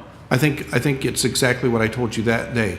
I worry that this is a solution looking for a problem, and I'm trying to make sure I understand where it's going. I worry that the most important thing for a strong DART is having a funding formula that works and is fair and equitable. I think it's so much. So do we. And I think so much that it should be the cornerstone of the agreement that we have between cities. Except we are in a position where we're creating a new governance just months before we're able to deal with the funding. And I think that those should be done in concert. It's not that I'm trying to push cost off on anybody else. I think Des Moines should pay more. We have more riders. We have a higher density of businesses where transportation works, public transportation works. I don't doubt that. I worry, and I've been pretty public. We had a long conversation last week, and Elizabeth and the attorney was there, that we don't have a situation where we're pointed towards a stronger DART, as I just defined, one that has increasing revenues. So one thing that would make me feel better, Tom, is to hear from more members of a future DART commission. You now represent Urbandale alone. DART didn't raise its tax levy last year, and the plan was to raise it. I think Elizabeth would say we're really strangleholding. Do you think members of the DART Commission are prepared to vote for a tax increase next year? I mean, are you prepared to vote for one for Urbandale residents? I think that we have folks on the commission and we have a governance council and a group that went through this process that is truly committed to a regional transportation model. And in order to get there, just as you said, all the communities are going to have to step up. And that includes Urbandale. And yes, we've had some discussions. Now, we don't know what the final plan is, but I think one of the things to keep in mind, Councilman Coleman, is that this has kind of been the first time that there has just been a tremendous amount of positive engagement to try to move off the dime and get to a larger transportation model. Is there going to be cost? Yes. Is it going to have to be figured out? Yes. Can it be done? Yes. I appreciate you being here. I wish the timing of this was different and we were dealing with it all together, and I think we'd know a little bit more about the future of DART. And I appreciate your comments about funding. I would only disagree with the slight thing that you said, and that is whether or not this is the first time there's been a lot of energy for this. I think there was a tremendous amount of energy when we set DART up the first time, and the celebration and the energy level when we had legislation passed a little over a decade to create DART was very profound. And you know, that was something that I embraced wholeheartedly. It wasn't about representation at the time. We appointed, I think, 100% of the board, so. Well, my only closing comment would be, you know, Chris, in terms of representative of Des Moines, we want to make sure that Des Moines has a great transit system that can support all of your businesses downtown, many of which are members of your organization. I think there's a momentum now that we need to capture and that we need to move forward, both downtown and with the suburbs. Thank you. Thank you. Christine, and then if anybody else has anything? You know, I don't have any questions for Elizabeth, but I do want to make a couple comments here. And I've had the opportunity to be on the DART board, serve on the DART board for a long time, and was very involved when we went up to the Capitol and requested legislative change. And that has been really significant, but I guess kind of going back to some of the comments that you were making, Chris, the legislative change that we were successful in securing to allow it really to become a truly regional transit, I think honestly we all thought that that would probably suffice for the first 20 plus years.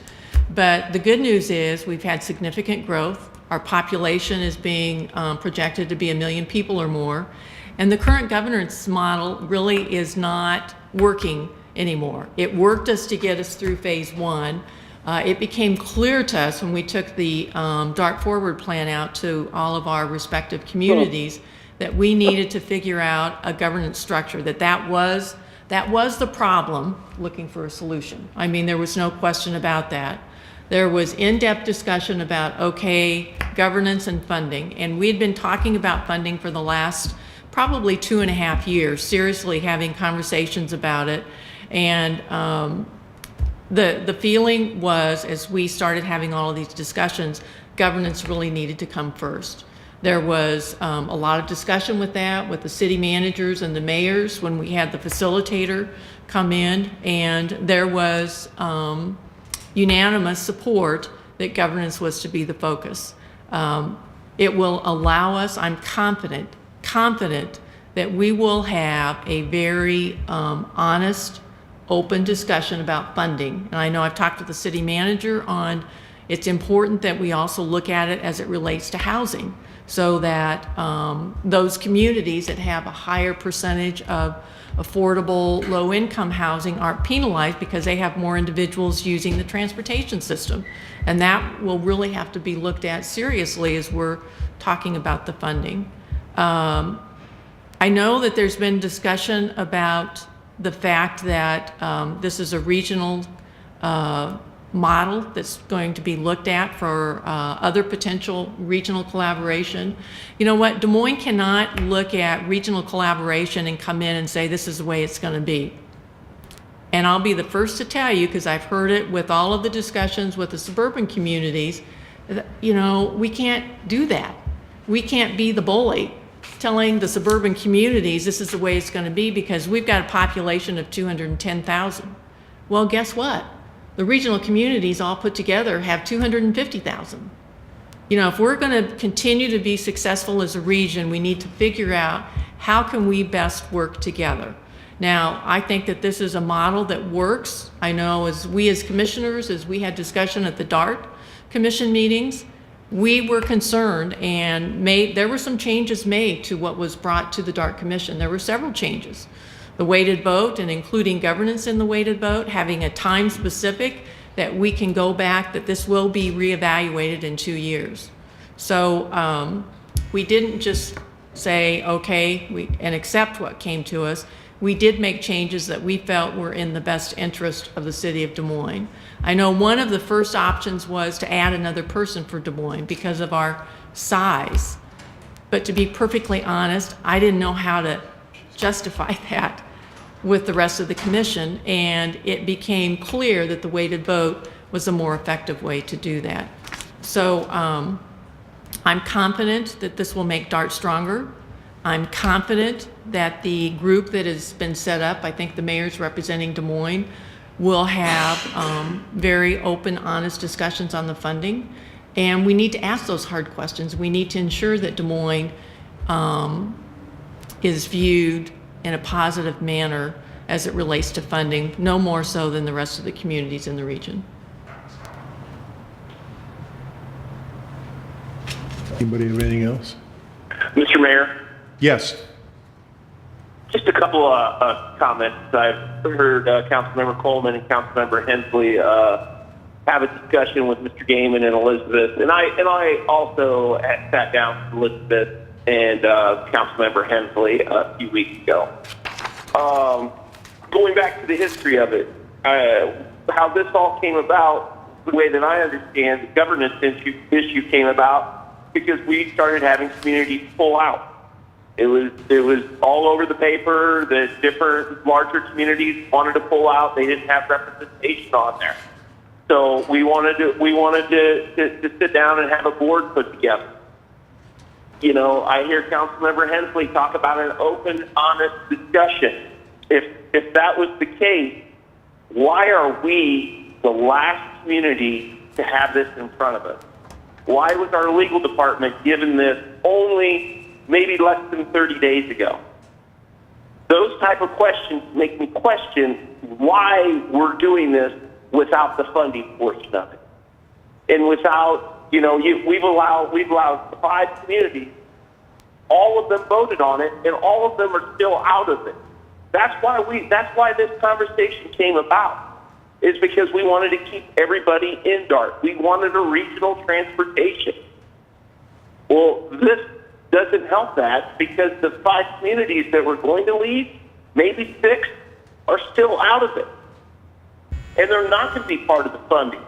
And who's going to make up that portion of the funding? That's the question that needed to be a 2-part. We needed to talk about the governance and we needed to talk about the funding together. And I question why we haven't did that and why at the last minute we are one of the biggest community and probably have the most ridership, and we're the last ones to vote on. That to me makes no sense whatsoever. Our city legal department and Dart's legal department should have worked on this agreement together, along with the suburb. Mr. Mayor, can I respond, please? Yep, Christine. Joe, let me respond to some of those questions. I think I've made a note of here. You know, we did not go forward with this new governance plan because communities were pulling out. We went forward and set up a task force to deal with the governance plan as a result of going out and presenting the DART Forward plan when it was clear that we had a problem with representation. And so it had it had nothing to do with communities pulling out. We you know, we sat down with we were after an MPO meeting and had a discussion, and there was consensus at that point that we should go forward. And as to your comment about why are we the last one in, our plan was to be the first one in, Joe. And what happened? You were gone and didn't want it to come up on the agenda. It would have been a higher priority for legal to get it done. No, this has already been, that's incorrect. We are the last one in because we're voting on it right now today. No, Joe, we had conversations to bring this up and be first. I had conversations with staff on this, and we talked about the symbol that would send if we were the first ones out of the gate. And for a variety of reasons, we were not able to be first, of which one was you wanted to be present when we had it on the agenda. How long have you had this? This has been voted on by the suburb months ago. No. It's all started being voted on in June. Wasn't it June? I mean, we as a commission approved it May 3rd, and then that started the process, and we had to get them on. It was approved on. I'm out of town. It's August. So, I mean, it's not going to be used as an excuse that I've been out of town, and that's why we're voting on it last. No. You were out of town the end of June when we wanted to put it on the first time, Joe. The last question I have, and not for you, I have it for Elizabeth. How do we fix the model of DART? How does the model need to be fixed? Because we went through the presentation, and if all of our levies are at the top, it still does not fund DART. How do we fix it? because the model's broken no matter what. Is he just parroting what you're saying? Elizabeth, do you want to respond to that?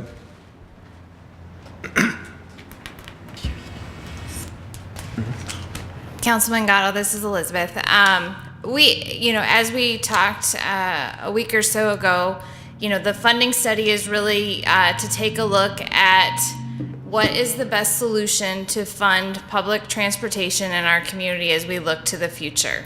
We did all of the due diligence and recognize we have a problem and are trying to address it in advance before, it becomes a crisis. And so that is why we're doing the funding study. It's not, we know it's gonna be broken in the future, but trying to address that before it becomes a crisis situation. But isn't it broken now? That's why communities are dropping out of it. And isn't it going to be worse now that we have communities dropping out and their funding isn't going to be part of what you need for the bottom line? Well, there's still currently capacity within the levy. It will be up to the DART Commission to decide whether, how it wants to address it going forward. The commission does have the ability to change the formula, but there isn't much capacity left to do much with the formula to keep DART stable as we go forward, which is why, the governance piece was important, so that those communities that are in DART have a understanding and kind of commitment to how we move DART forward into the future. And so do you see a legislative change for a levy increase? Do you see us going back and increasing the levy maximum that's in place right now for communities, including Des Moines?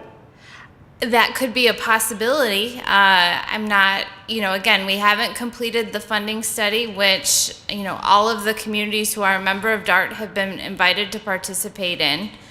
That could be one plausible solution, or, we look at a different sort of funding source.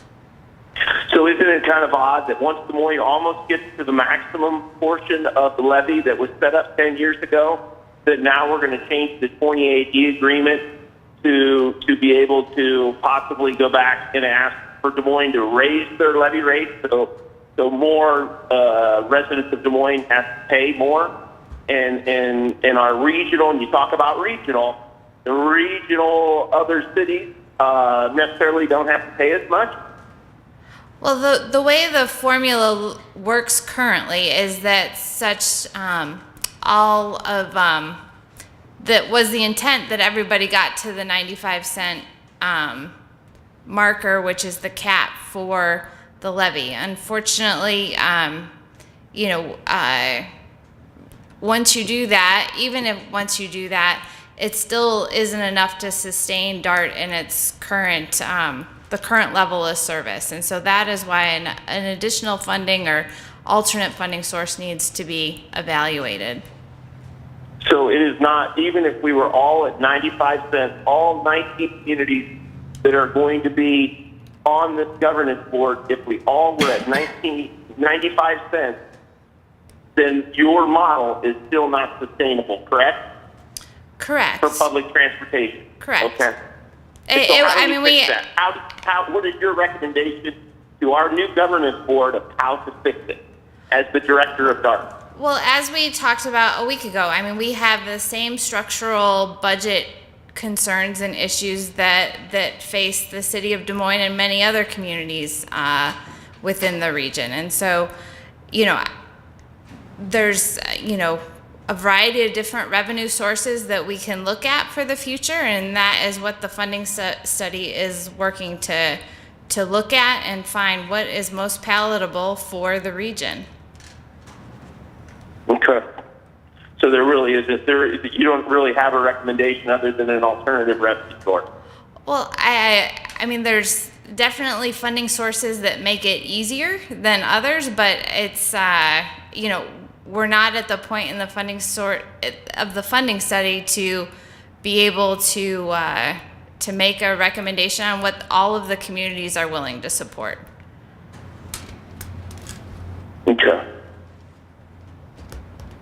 Thanks, Elizabeth.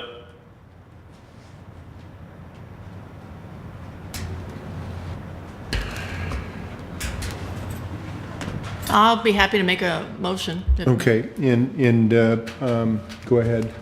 My motion would be to approve item 61, and in addition to, as it's stated on the agenda, I would add to address the concerns with some of the issues on the current 28E agreement that we're taking action on, that they will need to be addressed at the next time, and I'm assuming, I shouldn't say assume, I would suspect that based upon the studies and the recommendations that come out for the funding, that would be the first logical time, and that should be in approximately 4 months or so, because the study's to be done this fall, and they'll have to make decisions as it goes into the next budget cycle.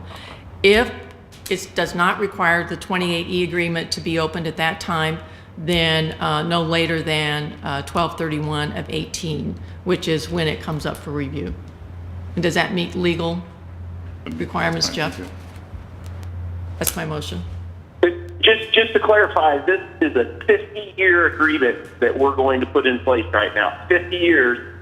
The 28E agreement isn't even legally correct. Is that right? No. Mr. Attorney? We drop out. You can always drop out, but that's your basis is to drop out, not that the commission can just change I understand. But your obligations still continue at that point. Is what? I think the question at hand is the term. It's 50 years, wasn't it? Yes, it is. That was my question. Unless there's it's open with an amendment. Yeah, always. I mean, you can always have the amendment. Sure, you can, assuming that everybody agrees, you can always amend. It does require that it comes back in 2 years. Is what's But this being is a proposed. 50-year agreement that we are proposing to pass. But it that does. legally the documents aren't even correct. But the governance structure is to come back and be reviewed at the end of 2 years. Well, but to be clear, the commission, the governance structure is reviewed by the commission in 2 years. It is not necessarily going to be reviewed by all of the committees. I agree. So that would have to be a separate action. Yeah, we don't have any say once we pass this about the governance anymore. You do, you have a member on the governance committee or the governance board. Well, Like I and said, we are required, as we came out of our deliberations amongst all the people that had the original discussion, that we were going to come back in 2 years and see how it's working and what amendments needed to be put in place to satisfy everybody with governance, satisfy everybody with routes and frequency and budgets, and where are we going and how are we going to get there. Hopefully trying to look for the long range and say that we're going to try to keep public transportation operating for 50 years. We don't know, as has been pointed out, there are some communities that have announced that they're going to withdraw. I think that there are some that maybe are rethinking it, I would agree. and we'll see what happens. But had some reservations about lots of detail of it, but there's certainly, I think we've all had certain reservations about how DART has operated for a long time, with concerns around financing and everything else. And I do understand some of the community's discomfort in the using the legislative House seats to designate the people who were serving on the DART board, because those communities felt like they didn't have much input on the routes or the frequency or the funding. They felt like they were left out. And I think all of us looking at a regional opportunity felt like we ought to give it a shot. Let's give it a chance. And let's come back and see what amendments need to be made in 24 months. And hopefully we can work on the financing issues. We can work on all the other issues surrounding public transportation not only now, but looking forward to at least 2035, and in this case, quite frankly, almost 2070.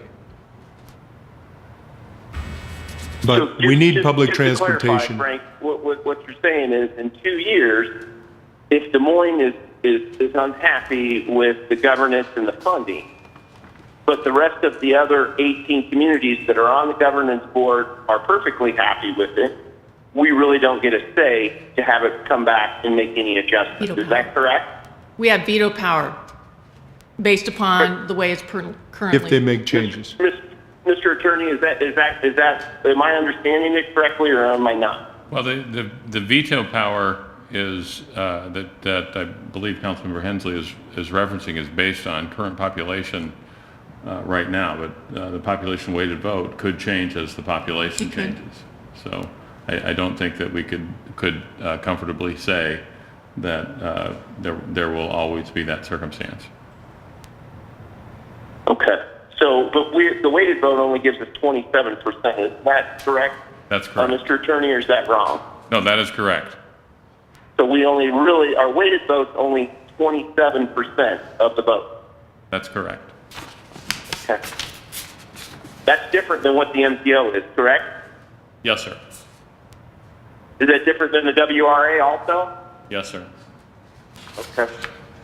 So it's not structured like either one of those two? No. No, that's correct. I understand. Yeah. We're at we are at a disadvantage in this agreement for having 210,000 people. We are at a disadvantage of our representation. And I cannot vote for that at all. That does not give us fair representation on that board. I don't know how anyone could possibly vote for that, for our citizens. Well, I respectfully disagree with your comments, for the record. I mean, we're at a disadvantage, Christine. You know what, Joe? We've got to look at the way we do things on a regional basis much differently today. And I would love, and I absolutely want to do that in every way. But I also don't want to have the short side of it when we're representing the majority of the folks in that portion of the region, almost 50% of it. That's not fair. Okay. We've got a vote and a motion in progress.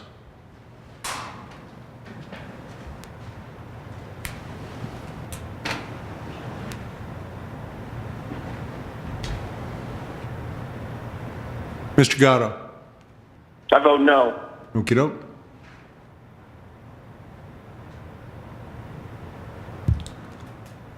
Four yes, three no.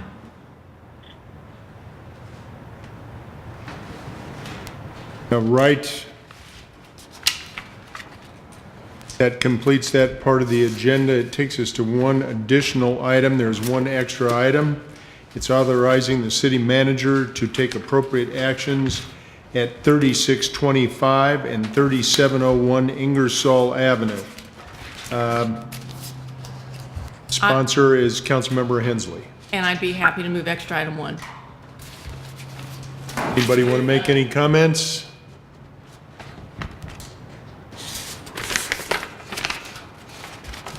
All right.